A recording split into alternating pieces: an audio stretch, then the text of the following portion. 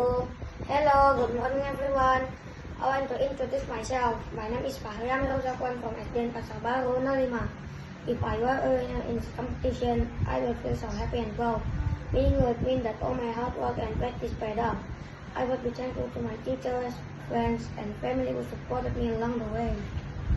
Being a winner is not just about getting a trophy or a prize. It's about learning how to work hard, believe in myself, and never give up. Winning would remind me to stay humble and kind because everyone here has tried their best too. If I were a winner, I would use these moments to inspire my friends. I would tell them that they can also achieve their dreams if they keep trying. Winning is amazing, but the journey to get here is what matters most. No matter what the result is, I am already a winner.